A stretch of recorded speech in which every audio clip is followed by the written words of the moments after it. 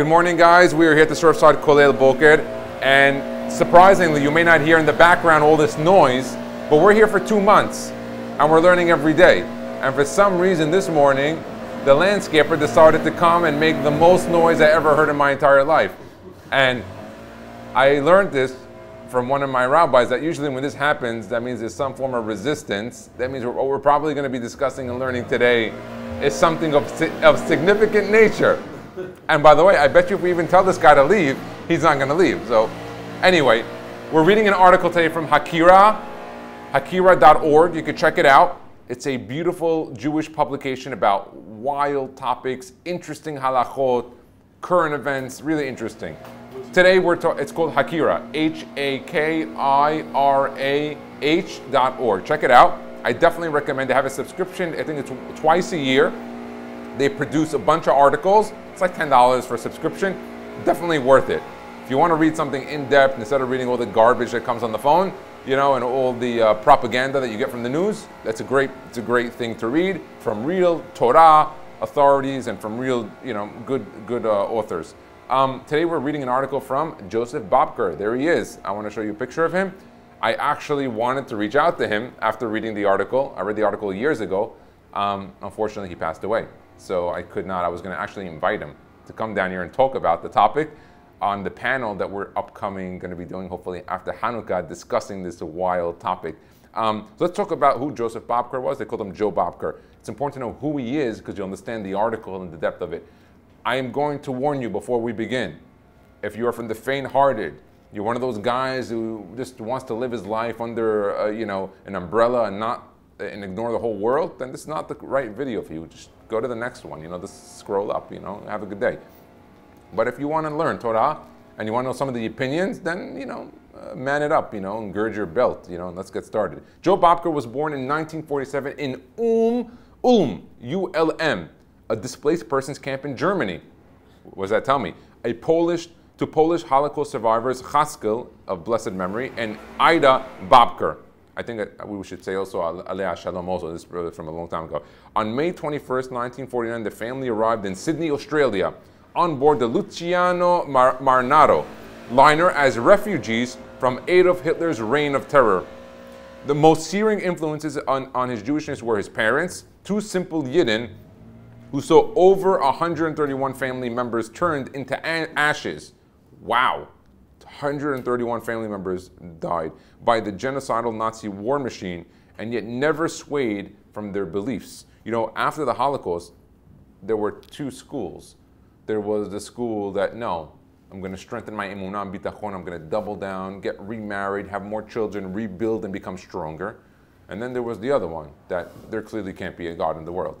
So there were two schools. We are not allowed to discuss or go into depth on people that went through atrocities of that. We are not to judge them, we are not to rule them, and we are not to discuss it. Rabbi Mansour warned us years ago when he spoke about it, you are not in that position, and nor should you ever be in that position to discuss it. So we don't ask questions. Someone who survived Holocaust, just get a beracha from them. That's the only thing you go. You see someone, you just go get a beracha, say thank you, doesn't matter who he is.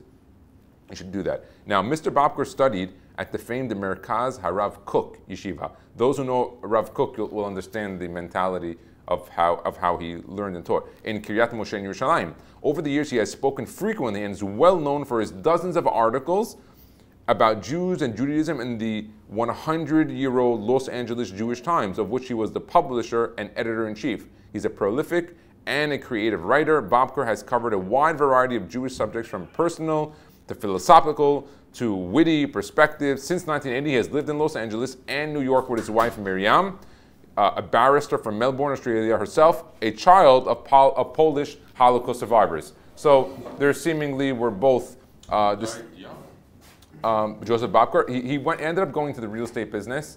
I looked him up online. I think I found one of his kids that were still living, I think, in the 5 towns. I wouldn't mind, you know, even inviting one of his children to come and talk to him about this. So he has an article written for Hakira. The title is "To Flee or to Stay." All right, by Joe Bobker. Now, this intro I read was from Giffen Publishing, so we'll give credit to Giffen. We thank them for that thing. Now, I'm going to read it to you. We'll discuss it and we'll stop. As you want to get along, there's going to be questions you're going to ask me. I may not know the answer, and I'll research it. I don't come here as an expert of any kind. I come here as a learner, as someone who's researching and learning and presenting it, and just recording what we're doing. We've been doing this for years, just we decided to record it. Okay, a Rebbe who is not willing to descend into hell in order to rescue his followers from destructions is not a Rebbe. That's brought down by Rabbi Klonimus Kalman Shapira, the Pia Sezner Rebbe. So this Rebbe is telling you that a Rebbe that really cares for his Talmidim, he's willing to go into depth to make sure that this Talmid, he's going to survive, and if something goes wrong, I'm going to get him. What would be the basis of this, guys? From the Torah, anyone have a good basis of where this could have been from?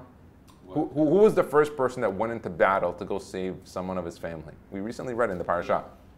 Come on, guys. Abraham. Very good. Avraham Avinu. He had a student. His name was Lot.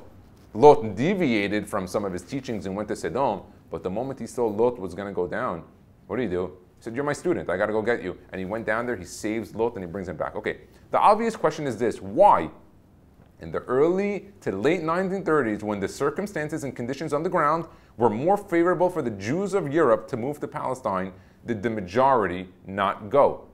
Okay, very good question. The subject always touches raw nerves and has been complicated for political, religious, and ideological reasons, not to mention several complex psychological factors, including guilt, shame, and anger. But when all self-serving defensive layers are peeled away, the historical answer is quite simple.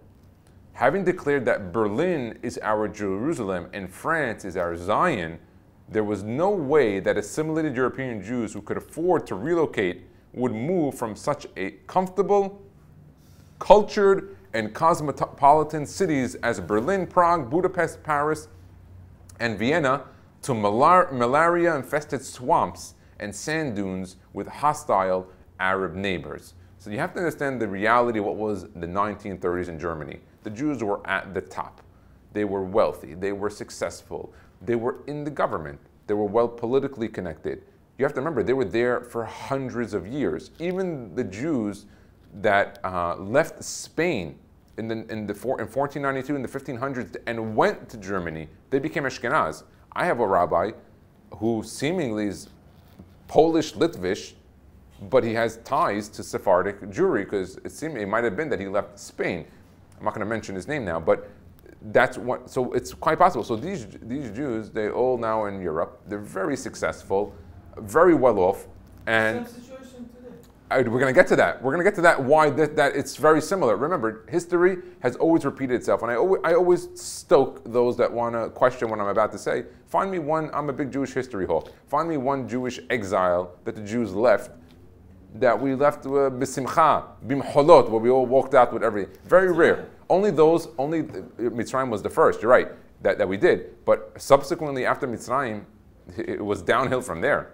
History repeats itself. And history always repeats itself. Listen, looking around the room here, you know what? I don't mind going around the room here and seeing. My parents came Lebanese refugees. My grandfather was an Iraqi refugee. He didn't leave there because he didn't want to stay there. He left there because the hostile Arab environment made it that it was either he was going to get killed or maimed, or he could just pick up and leave with just his clothing and whatever he could take and survive. Ariel, where do you descend from?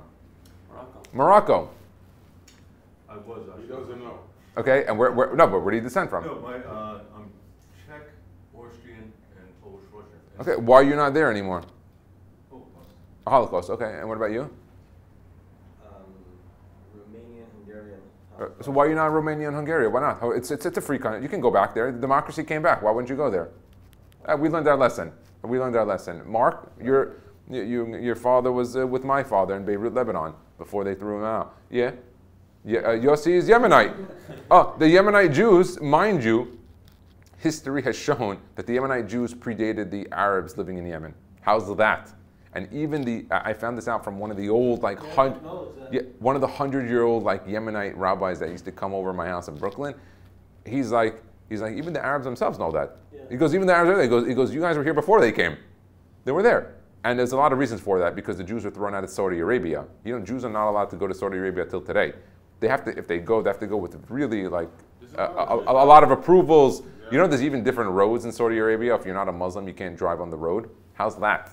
There's different roads for Muslims and non-Muslims. By the way, no joke. I'm not joking. No, Jews I'm not joking. lands could not go out when it's raining.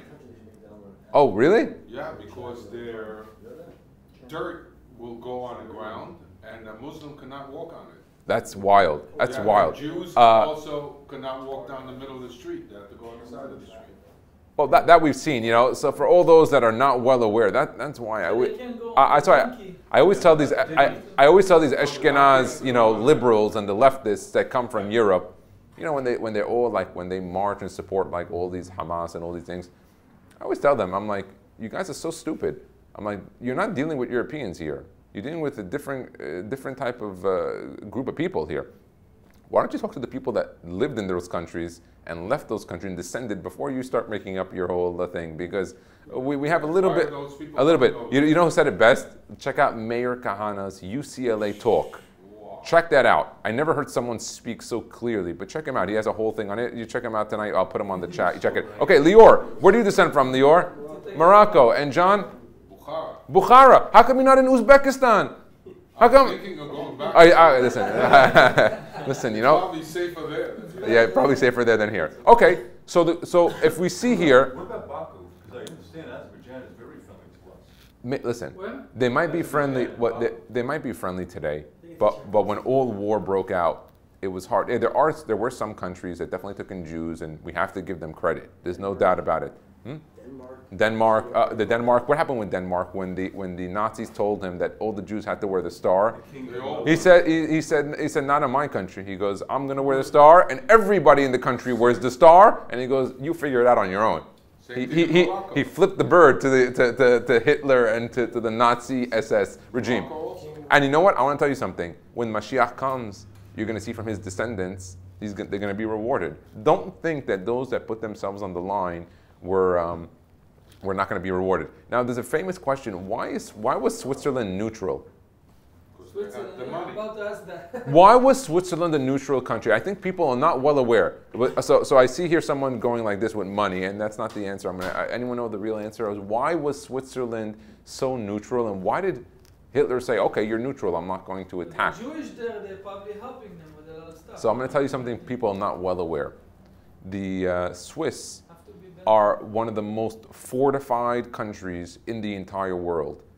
Every single Swiss household must have firearms, rifles. They have different types of artillery built into mountains. Every single one of their bridges has bombs built into both sides of the bridge. They told Hitler to his face, "We're holding all the gold. We have all the silver, not your fiat paper currency that's not worth the German mark. It wasn't worth anything." He said, "We're holding the real material gold and silver." He goes, "That's number one. Number two, every single person in our country over the age of 18 is a warrior that has been trained to fight. You take one step into our country, we will blow up every single bridge, we'll hide into our bunkers, and we're about to blow you up before you even know." And by the way, anyone who knows anything about fighting in terrain, you don't fight in mountainous terrain. You just can't do it. The USSR tried to take over Afghanistan. They failed. The United States tried to win Afghanistan. They failed. One of the main reasons is not the artillery or the power or the terrain makes it so difficult. It's funny. I read once in Harambam that if someone wanted to like run away, like they had to escape a thing, he said, "Goes run to the mountain and the caves." He goes, because it's very hard. And David, many of the Hachamim, when they ran away, they were teaching Torah back in the time of the Romans. They went to the caves in the mountains. Why? It's just very hard. If anyone ever goes to Israel, all these places where there's mountainous terrains, go to Swiss. Go check out the Alps. And by the way, don't take my word for it. Research about the Swiss till today. They've only gotten better at this in the last 70 years. And they tell everyone, leave aside that I'm sure they have other weapons of mass destruction, things like that, but they prepared themselves. Hitler didn't agree to them because he liked them. He agreed to them because he said he's not worth it for him to go through this hell for the Swiss to take over this country. He said, you know what? They worked out some neutral factors. Don't take this, don't do that. And they were able to do that. It's unbelievable. So what was their power? That they had power. Hitler only listened to them because they said, listen, you can come in here and give it a try. You want to try us? Try one bridge. By the time you take 20 steps in, he goes, you know our country better than us? We know it better than anyone else. And they were so well planned. By the way, this is crazy because if you check it out, they have bunkers today that can house the entire Swiss population underground today if there was a nuclear bomb. You got to check this out. It's unbelievable. They're the most well prepared. Okay, let's take a look. Meanwhile, Orthodox European Jews who, oh, you went to Switzerland? Maybe we should move there. Add it to the possible list. Yeah, no. By the way, the Swiss will not take anyone immigration unless they're a refugee from a Middle Eastern Arab country. I don't know why that works, but that's how it seemingly is. They won't take. No, they took in all these refugees that went in from Syria and from all these. Yeah, everyone took them in from Europe, but for some reason. Yeah, because you get labeled. I don't know why, but Slovakia, Hungary, and Poland. So they didn't. Maybe. Interesting. Okay, meanwhile, Orthodox European Jews, who by and large had no financial means to go, even if they wanted to, were in any event discouraged from leaving by their Rabbanim for 4 main reasons. So we have two issues here. Issue number one, you have the wealthy, the secular, that are very comfortable. They're calling Berlin the New Jerusalem, and that's well known. There's a whole book on that, how they call that. Yeah. That's number one. Number two, you have the Orthodox who want to leave because they believe Hitler. They read history, they learn Torah, they read the Gemara, they know what's there. They're like, no, this guy's not joking. He's serious. The problem was that their financial means were much more limited. It's not like today, where Baruch Hashem, the Orthodox Jewry, is much more well off financially than it was back in early Germany. And number two, the main issue was that their Rabbanim, their rabbis, were telling them not to leave for 4 main reasons. What are the 4 reasons that they told them?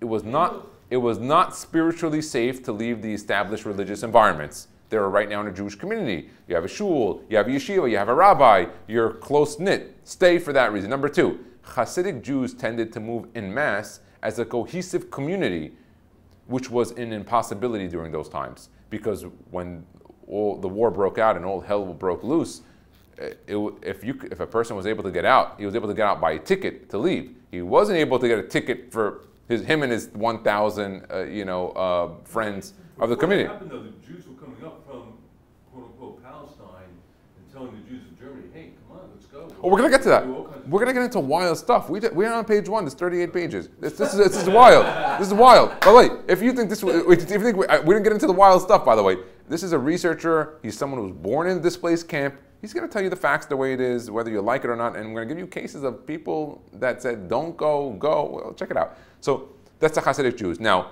those Orthodox Jews who did flee and survive did so as individuals or in small family units. I want to read the He says you're talking about Hasidim? No. He says those that left and survived were those who left it as individuals or small family units, meaning father with his kids and his grandkids. Quick, let's get out. No, regular Jews. Regular Jews. Now, 3, Palestine was under the control of the anti-religious Zionist Jews. You know who those are. Those were the Goonies of Theodore Herzl. Why do I say Goonies? I'm a big Zionist. You don't think you're going to get a bigger Zionist than me. I love Israel. My father fought in the IDF. He was lieutenant. You're not getting that from me. Theodore Herzl was not a supporter of Torah at any kind. His children were baptized for Christianity, and he had a Christmas tree in his house on Hanukkah. I think that's enough for me to know. I'm not giving this guy credit. And by the way, he was not the first with the world Zionist. It predated him by many years with other groups that had rabbis in them. We're not going to go into that detail, but it's important to point that out. But who was the ones that were in the country at the time? They were the anti-religious Zionist Jews. They were anti-religious. Not that they were not religious Zionist Jews. They were anti. They don't want them.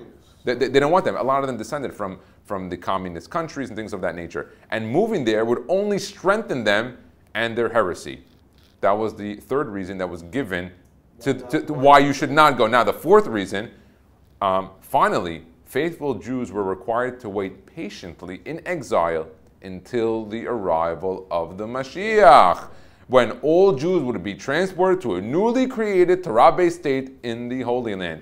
We're going to go into the sources when we're done with this. And we're going to question and look into the sources if that is actually factually true. We're going to find that out later. The result, the overwhelming number of secular and Orthodox Jews chose to stay in Europe.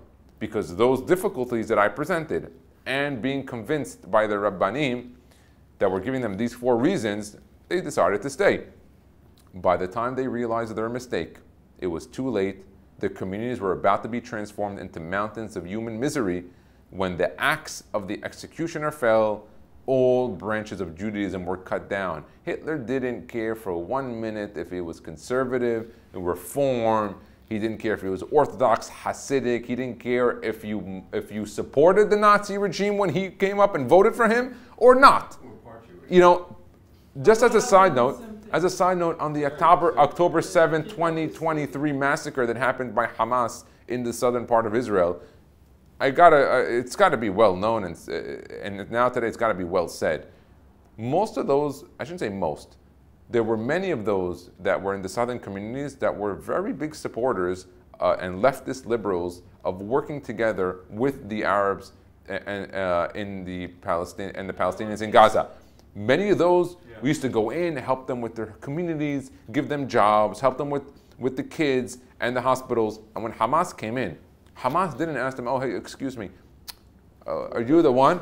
Hamas annihilated every single one, Amalek. They took everybody out, kidnapped, they didn't care. And what's funny is that the Torah, the 2 or 3 communities that were Jewish, that were secluded, that kept Shabbat, which were the ones where the anti-making peace with this type of environment, they survived. And Hamas didn't make it in. The ones that were supporting and helping them, they took them in as hostages and killed them. It's almost a lesson like God was trying to say, someone who's merciful to the cruel, at the end he becomes cruel to the merciful. It's wild.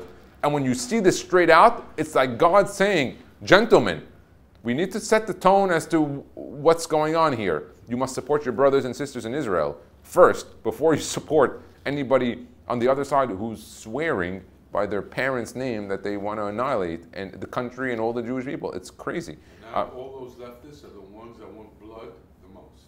You know why? You know that, right? All my friends are leftists. We talk to them. They say, kill all of them. What do you mean, the leftists, that Jews that are now saying now kill all the Gazans? Yeah. All right. Guys, we're going to finish page 2 and then we'll continue tomorrow. Rabbi Nissan Wolpin, the long-term editor of the Jewish Observer, disagrees. He identifies 2 obstacles to Orthodox Aliyah from Europe. One is external. The British made it nearly impossible to get into Palestine. Good. The British made it impossible. You know, guys, you know what the difference between today and early Germany is? You don't have to choose, guys. If you really wanted to go to somewhere, you have Israel. It's not. We're in a very different situation than early Germany. Early Germany, people had to say, okay, leave, but where? Britain? I don't know. There had the Blitzkrieg. That was a problem. United States, FDR, which we're going to read about soon, he was anti-taking in Jews, and he sent them back. So back then, there was a problem where to go. Today, you don't have that problem. Let's continue. And the other is internal. The Jewish agency practiced selective immigration and ignored thousands of requests from Agudat Israel members in Warsaw, Berlin, Bucharest, Prague, etc., because of their animosity toward Orthodox Jews. You heard what I just said? I'll repeat it. The Jewish agency, which is still around today, which is secular, practiced selective immigration and ignored thousands of requests from Agudat Israel members in Warsaw, Berlin, Bucharest, Prague, etc., because of their animosity towards Orthodox Jews. The Sinat Hinam, that even when they had to run away from Hitler, they just put it on the bottom of the pile. It's like JVP. Now listen, I told you we're gonna a lot of nerves are gonna be hit with what we're gonna talk about and go into, and we're not done. This article is one of 2 that we're gonna be discussing in depth. Let's continue. But Rav Wolpin does concede that many Torah sages in Eastern Europe weighed the definite spiritual threats to Orthodox Jews in the Yishuv against the potential physical threats of staying put in Europe. They definitely calculated assimilation versus death when they spoke. They concluded, and he puts in here in parentheses, incorrectly, that any physical threat to European Jews would also engulf the Jews of Palestine. This was the grave mistake. They said, listen, if there was a war, the war will be everywhere. And so what would make a difference if you were in Palestine at the time or here? That was a grave mistake, as history's shown. In the 1930s, notes Rav Wolpin, Poland seemed to be no less safe than Palestine. And that's where we're going to end today. We'll continue tomorrow. Baruch Adonai, Olam, Amen, V'Amen.